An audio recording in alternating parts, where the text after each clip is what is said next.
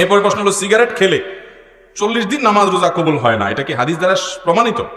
না, সিগারেট খেলে 40 দিন সালাত রোজা কবুল হবে না, এরকম কোনো কথা হাদিসে নাই। তবে ইবনে মাজার একটি বর্ণনা আছে, সেটি হলো যদি কেউ মাদক সেবন করে, মাদক গ্রহণ করে এবং এর ফলশ্রুতিতে সে নেশাগ্রস্ত হয়ে যায়, 40 দিন যাবত তার সালাত কবুল হবে না, ইবাদত কবুল হবে না। তো ধূমপানটা তো এটা তো এর ফলে এক নম্বর কথা হলো মানুষ আসক্ত হয় না, মাতলামি করে না, মাতলামি আসে না। দ্বিতীয় কথা হলো যে ধূমপান এমনিতে নাজায়েজ এবং গুনাহের কথা, সেটা নিয়ে কোনো সন্দেহ নাই।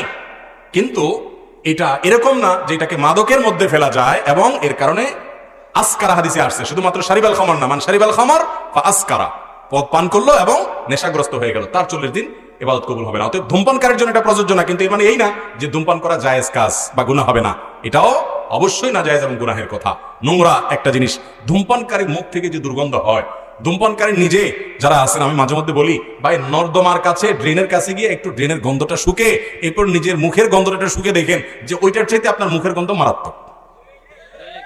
আমি একবার ঢাকার এক হাসপাতালে মসজিদের পাশে সালাত আদায় করতে দাঁড়াইছি, আমার পাশে একজন দাঁড়াইছে, তার শরীর থেকে যেই গন্ধ, আমি চিন্তা করলাম এই লোকটাকে কিছু একটা বলা দরকার, কিন্তু বললে মাইদ্যরও খাওয়ার ভয় আছে।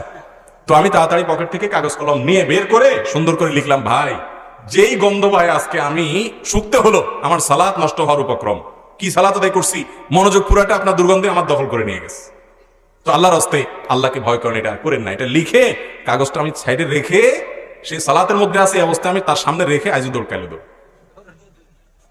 যে আমার দরকার হলে তার নাসিহা করা, মাইদ্যর খাওয়ার তো দরকার নেই, তো নাসিহার কাজ তো হয়ে গেছে, লিখে দিয়ে আসছে। ভাইরা আমার, যারা ধূমপান করেন তাদের মুখে এরকম বাজে অবস্থা তৈরি হয়। পৃথিবীতে ক্যান্সার এখন এত ব্যাপকভাবে ছড়াইছে, আমাদের দেশের কথা যদি আপনি বলেন, ঘরে ঘরে জনে জনে এখন পরিবারে পরিবারে ক্যান্সার, এবং ক্যান্সারের অন্যতম বড় কারণ হলো এই ধূমপান এবং জর্দা।